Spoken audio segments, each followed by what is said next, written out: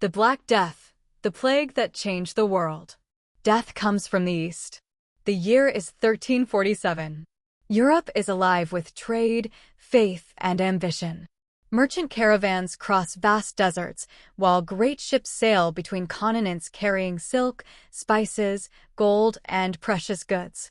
Bustling cities grow larger every year, and markets overflow with travelers speaking dozens of different languages.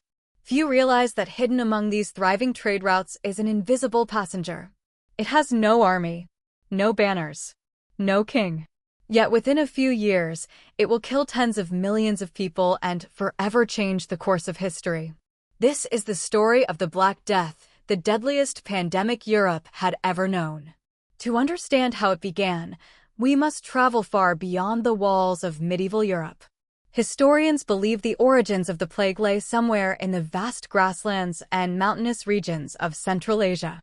The exact location remains uncertain, but most researchers agree that the disease had circulated among wild rodent populations for centuries before it reached the great trade routes connecting east and west. The bacterium responsible for the plague, Yersinia pestis, spread primarily through fleas that lived on rodents such as black rats. When infected rodents died, hungry fleas searched for new hosts, carrying the deadly bacteria with them. For generations, the disease remained largely confined to animal populations. Then human commerce changed everything. By the 14th century, the Silk Road had become one of the busiest networks of trade in the world. Merchants traveled thousands of kilometers, linking China, Central Asia, the Middle East, and Europe. Caravans transported silk, porcelain, spices, metals, and countless other goods across deserts, mountains, and bustling cities. Along with these treasures traveled rats, hidden in wagons, hidden in grain stores, hidden inside the hulls of merchant ships. No customs officer, soldier, or merchant noticed them. Yet they carried one of history's deadliest passengers. In the 1340s, outbreaks of plague began appearing farther west. Travelers described mysterious illnesses that struck without warning. Healthy people developed high fevers, unbearable weakness, and painful swellings beneath their arms, around the neck, and in the groin. Many died within only a few days. Rumors spread faster than facts. Some claimed entire villages had vanished. Others spoke of cities where church bells rang from sunrise until nightfall because funerals never seemed to end. Few believed these stories. Medieval Europe had experienced epidemics before. Disease was an accepted part of life.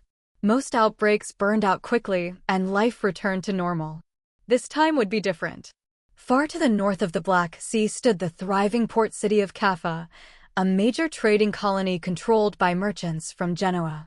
It served as a vital gateway between Europe and Asia, where ships arrived daily carrying valuable cargo and hopeful traders seeking fortune. In 1346, the city came under siege. The attackers surrounded its walls, determined to force its surrender. As the siege dragged on, something unexpected happened inside the besieging army. Soldiers began falling ill. At first, commanders assumed it was another camp disease brought on by poor sanitation and crowded conditions. But the deaths increased with terrifying speed. Entire groups of soldiers died before they could even take up their weapons. Fear spread through the camp. According to several contemporary chroniclers, the attackers resorted to a desperate measure. They reportedly used siege engines to hurl the bodies of plague victims over the city walls, hoping disease would succeed where conventional warfare had failed. Modern historians continue to debate how significant this act was in spreading the epidemic, but it has become one of the most striking stories associated with the siege. Inside Kaffa, panic grew. The crowded streets filled with sickness. Merchants abandoned warehouses. Families desperately searched for ships willing to leave the doomed port. Those vessels would unknowingly carry far more than frightened passengers. Hidden deep inside their cargo. Hidden among sacks of grain and bundles of cloth. Rats and infected fleas climbed aboard. As the sails caught the wind, the ships departed for the Mediterranean. Their captains believed they were escaping death. In reality, they were bringing it with them. None of the ports waiting across the sea had any idea what was approaching. Within months, Europe would face a catastrophe unlike anything in its recorded history. A catastrophe that would empty cities, transform kingdoms, and change civilization forever. The Black Death had begun its journey west. The Ships of Death. October 1347. The port of Messina, on the island of Sicily, awakens to another ordinary morning. Fishermen prepare their nets. Merchants open their market stalls. Dockworkers wait for the arrival of trading ships from the eastern Mediterranean.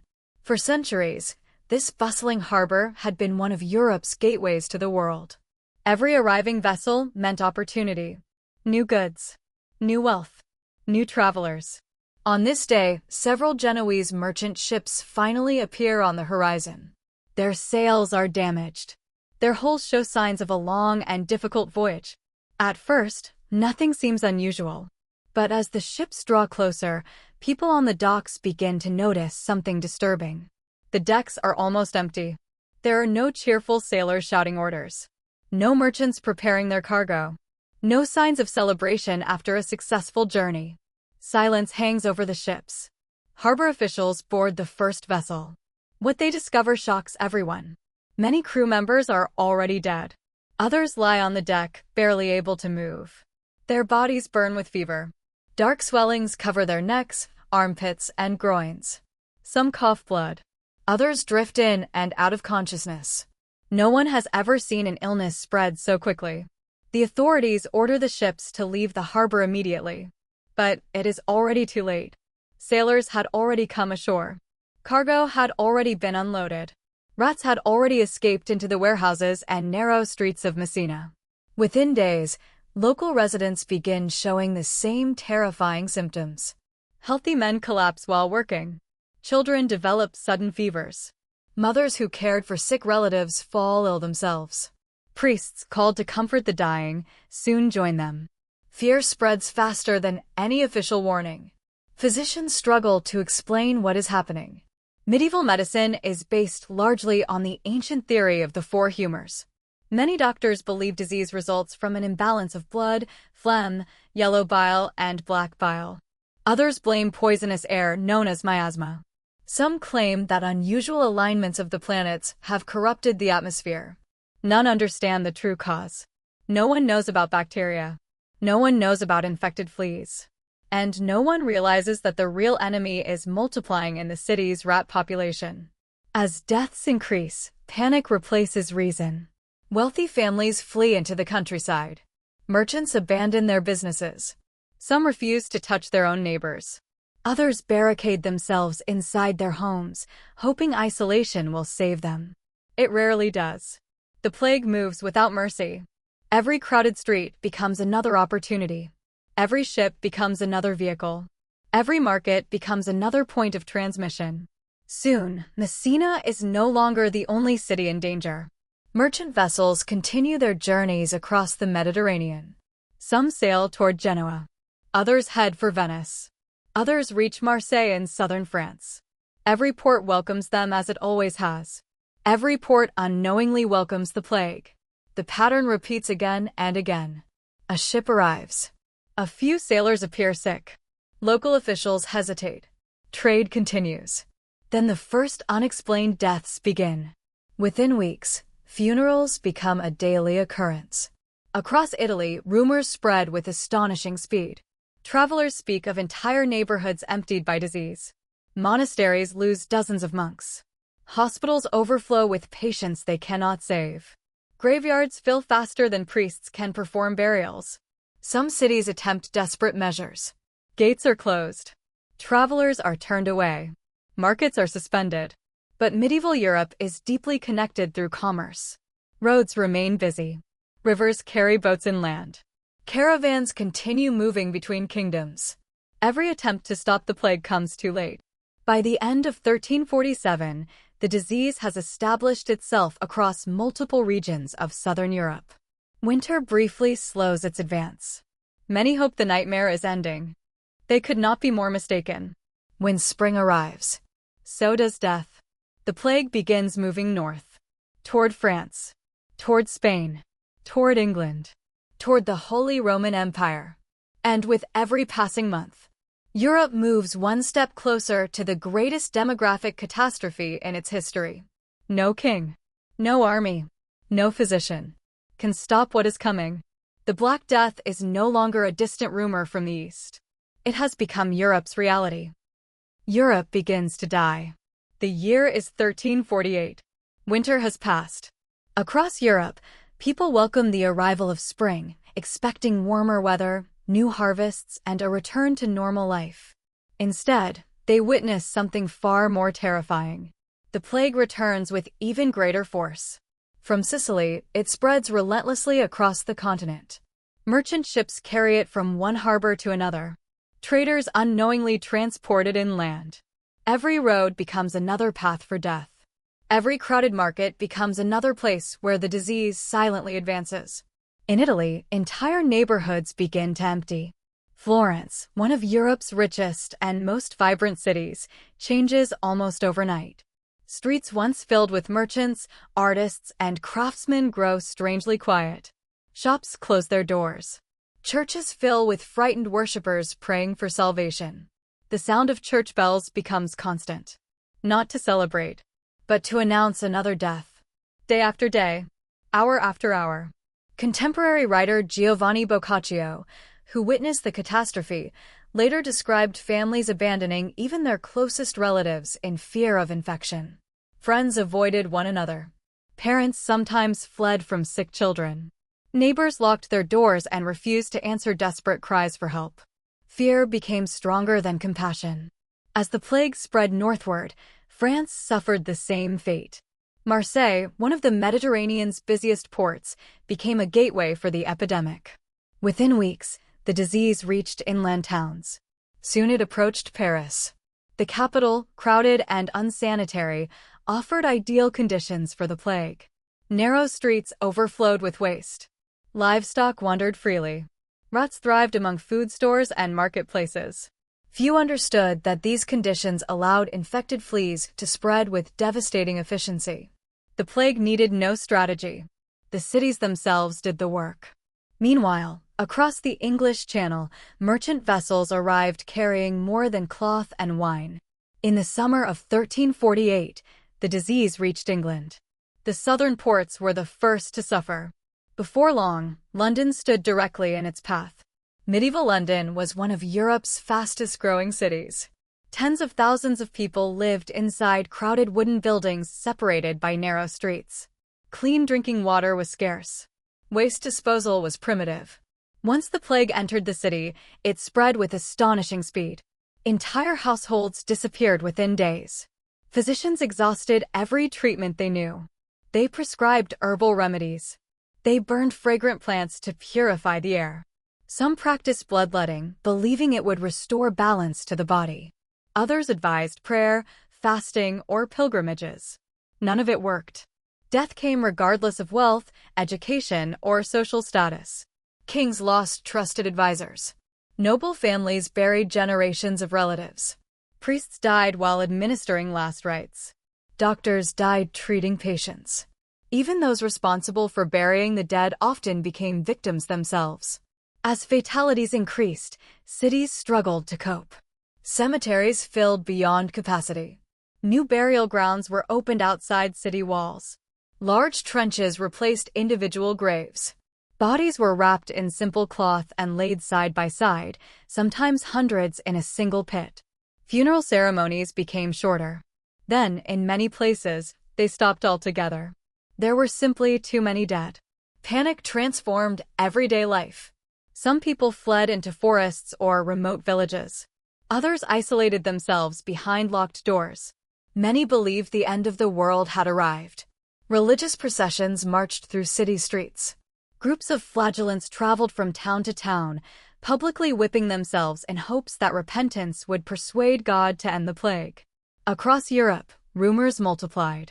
Some blamed poison wells. Others searched for scapegoats among minority communities. Fear and misinformation spread almost as quickly as the disease itself, leading to violence and persecution in several regions. Historians now recognize these reactions as tragic consequences of panic rather than evidence of the plague's true origin.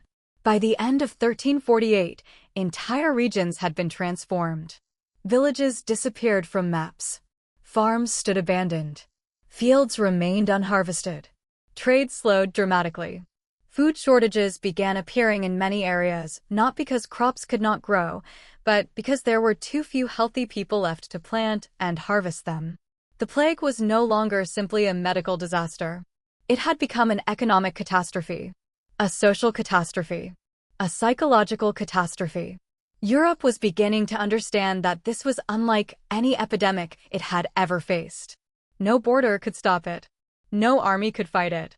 No kingdom could escape it. By the middle of the 14th century, millions were already dead. And the Black Death had not yet reached its full strength. The darkest years were still to come. The doctors who couldn't save anyone. As the plague tightened its grip on Europe, people looked to their physicians for answers. They expected cures. They expected hope. Instead, even the most educated doctors stood powerless before an enemy they could neither understand nor stop.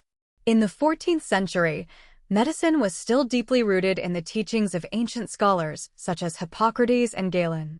Physicians believed that good health depended on the balance of the body's four humors: blood, phlegm, yellow bile, and black bile. When disease appeared, they searched for signs that one of these humors had become excessive or corrupted. The idea of microscopic bacteria did not yet exist. Germ theory would not be developed for another 500 years. Without that knowledge, doctors could only treat symptoms rather than causes. Bloodletting became one of the most common procedures. Patients were deliberately bled in the hope of restoring balance within the body. Others received herbal mixtures made from rosemary, sage, mint, garlic, or vinegar. Wealthier families purchased expensive spices, believing their strong aromas could cleanse the air. Incense burned constantly inside churches and homes. Bonfires were lit in city squares. Windows remained tightly closed to keep out what many believed was poisoned air. None of these treatments stopped the disease. In many cases, weakened patients died even sooner. Physicians quickly realized something deeply unsettling. They were becoming infected themselves. Every house call carried enormous risk. Every patient might be contagious. Every examination could become a death sentence. Across Europe, thousands of doctors, nurses, monks, and priests died while trying to help the sick. Entire hospitals lost their staff within weeks. As trained physicians disappeared, desperate people turned to anyone who claimed to have a cure. Traveling healers sold miracle potions. Fortune tellers promised protection through charms and rituals. Some carried flowers beneath their noses, believing pleasant scents would keep illness away. Others wore precious stones or religious relics around their necks. Fear made even the most unbelievable ideas seem reasonable. One of the most recognizable images associated with plague doctors is the long-beaked mask filled with fragrant herbs. But this famous costume did not exist during the first outbreak of the Black Death in 1347 to 1351. It became common centuries later, particularly during plague outbreaks in the 17th century. During the original Black Death, physicians usually wore ordinary robes, gloves, and cloth coverings, offering little protection against infected fleas. This distinction is important because modern films often combine different periods of plague history into a single image. The reality was even more frightening. Doctors had almost no effective protection at all. In monasteries, monks continued caring for the sick despite knowing the risks. Many believed that helping the dying was a sacred duty. Entire religious communities were devastated. Some monasteries lost nearly all their members within a single season.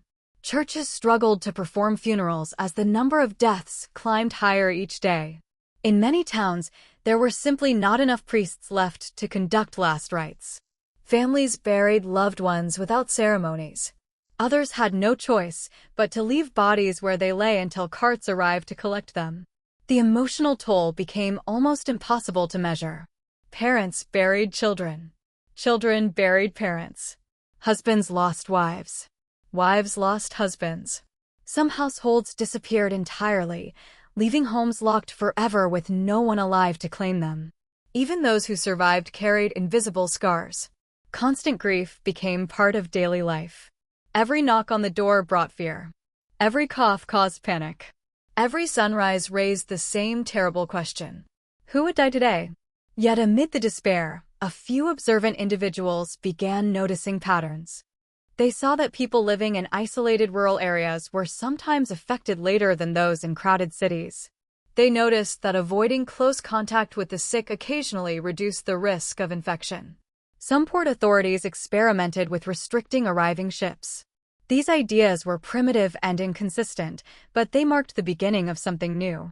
The earliest attempts at organized public health. No one knew it yet, but the lessons learned during these terrible years would slowly shape how future generations responded to epidemics. For now, however, Europe remained trapped in the darkest chapter of the pandemic.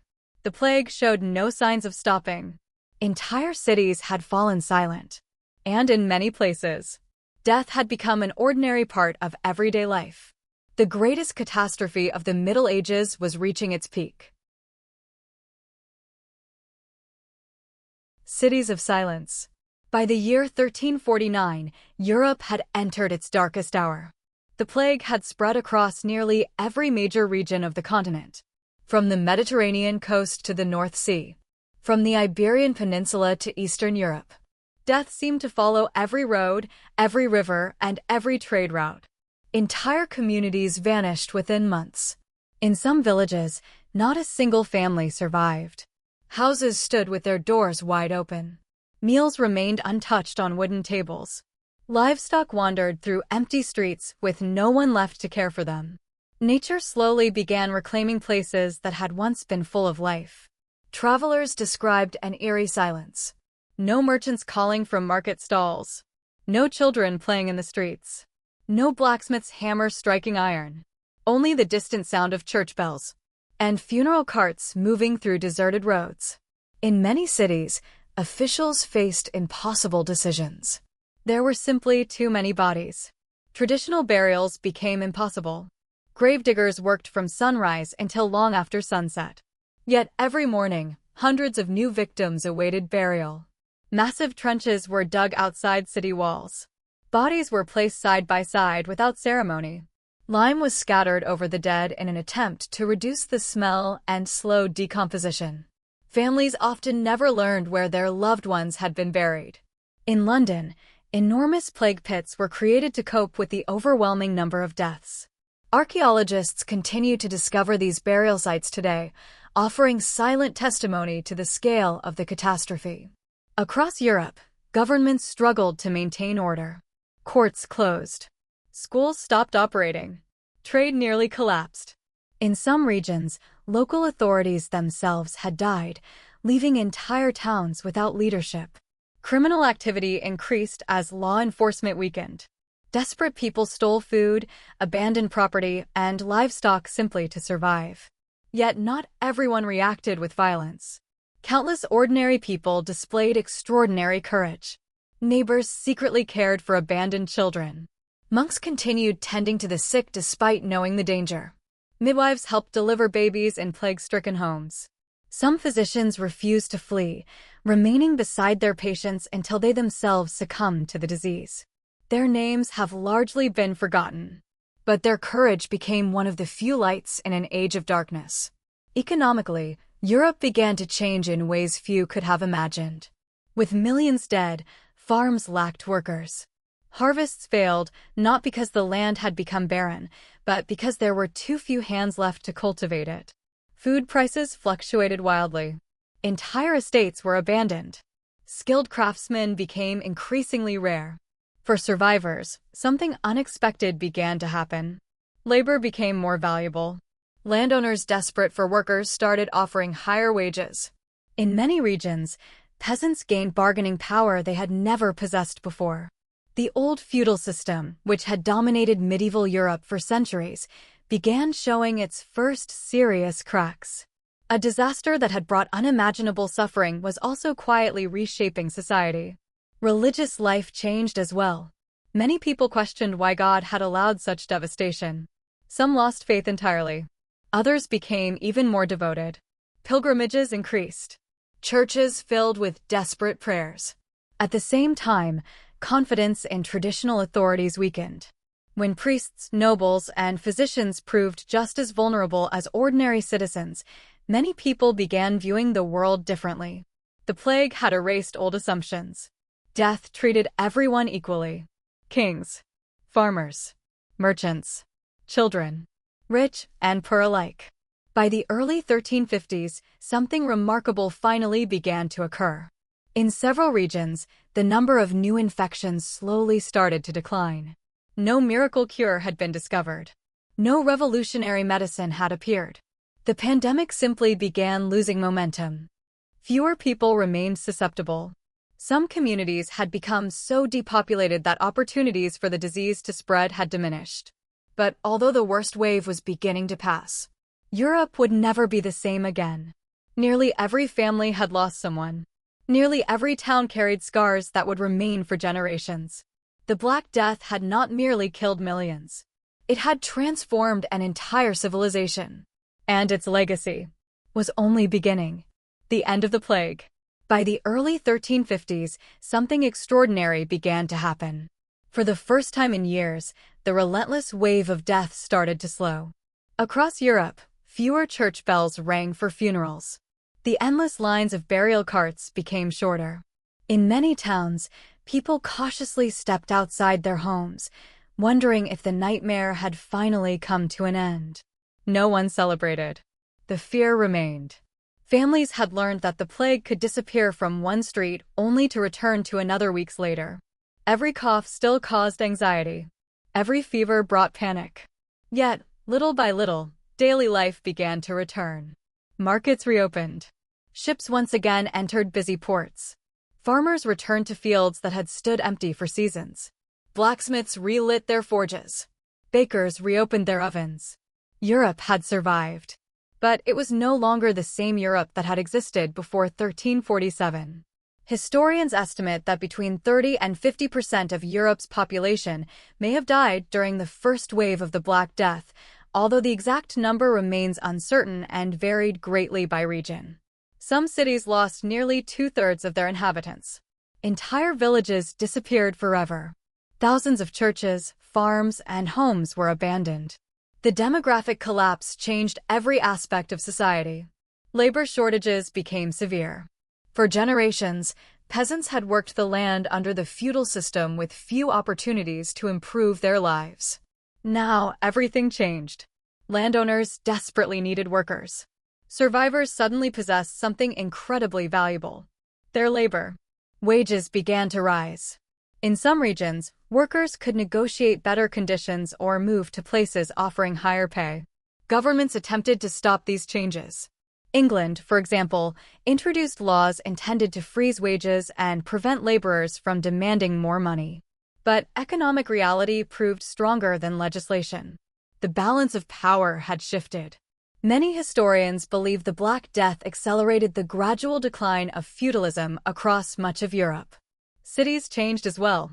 Local authorities began paying greater attention to sanitation. Waste disposal slowly improved. Some ports introduced stricter rules for arriving ships. These early practices eventually evolved into one of the most important public health measures in history: quarantine. The very word comes from the Italian quaranta giorni, meaning 40 days. Ships arriving from areas affected by plague were required to remain isolated before passengers and cargo could enter the city. Although medieval people still did not understand bacteria, they had discovered through observation that limiting contact could reduce the spread of disease. It was one of humanity's first organized responses to epidemic control. The plague itself, however, had not disappeared forever. Over the following centuries, outbreaks would return again and again. London, Vienna, Venice, Marseille, Moscow. Countless cities would face new epidemics. One of the most famous was the Great Plague of London in 1665. By then, physicians had begun wearing the iconic beaked plague masks that have become symbols of epidemic disease. But those later outbreaks never matched the devastating scale of the first Black Death. Humanity had slowly begun to adapt. More importantly, knowledge was beginning to replace superstition. Centuries later, advances in microbiology would finally reveal the true cause of the disease: a tiny bacterium called Yersinia pestis. Scientists discovered how it spread between rodents, fleas, and humans. Modern medicine eventually developed antibiotics capable of treating plague if administered quickly. Today, cases of plague still occur in several parts of the world, but they are rare and usually treatable. The disease that once terrified continents no longer holds the same power. Yet its impact on history can still be seen everywhere. The Black Death reshaped economies. It transformed governments. It changed medicine. It altered religion. It influenced art, literature, and philosophy.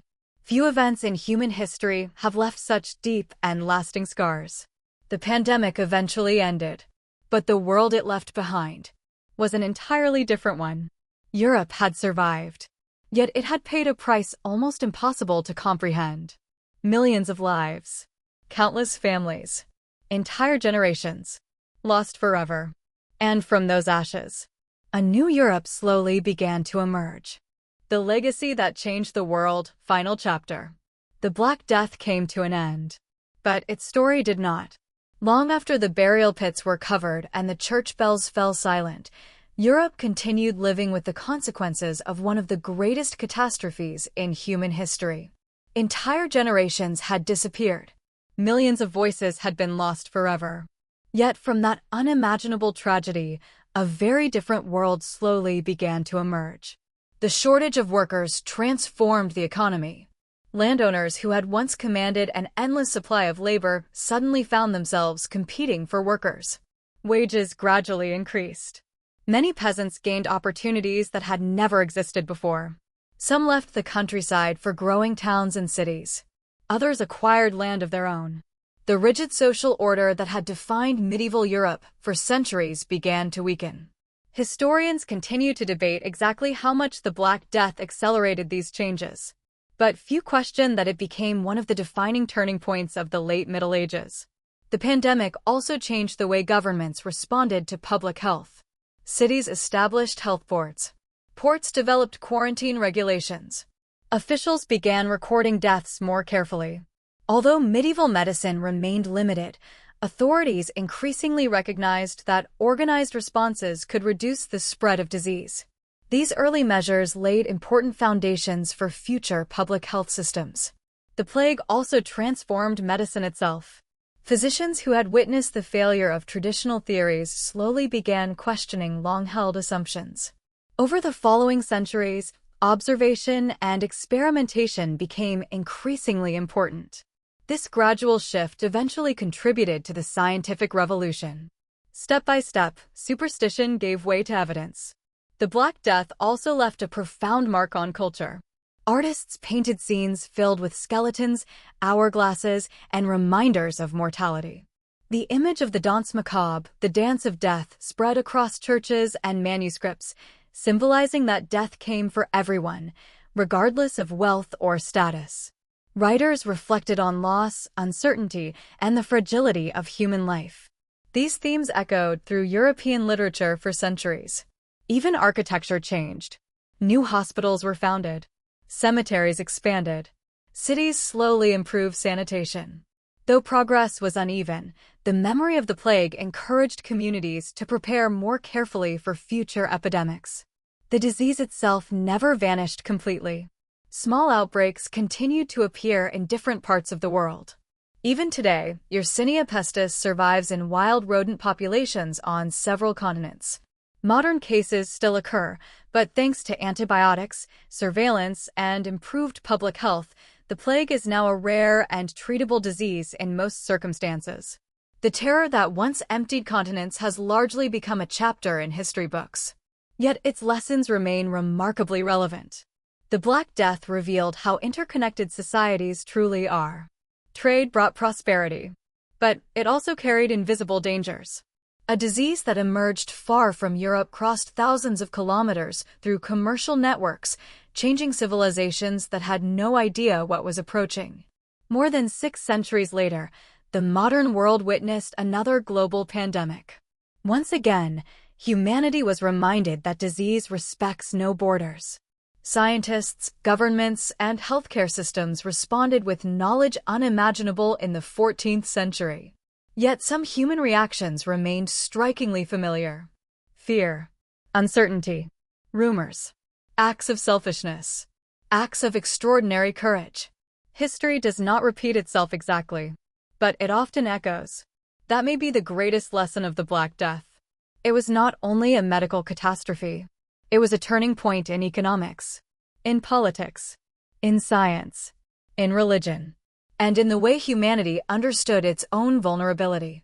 Between 1347 and 1353, Europe lost an estimated 30 to 50% of its population, though the exact toll remains uncertain and varied by region. Few events have ever reshaped civilization on such a scale. Today, we remember the Black Death not because it was the deadliest pandemic in medieval Europe, but because it changed the course of history. It reshaped nations. It transformed societies. It challenged long-held beliefs. And it forced humanity to begin searching for answers that would eventually lead to modern medicine. More than 600 years have passed. The cities have been rebuilt. The mass graves lie beneath quiet streets. The ships that carried death have long since disappeared. But the story of the Black Death still reminds us of one timeless truth. Human civilization can achieve extraordinary progress, yet it remains deeply connected, deeply vulnerable, and forever shaped by the invisible forces of nature. Thank you for watching.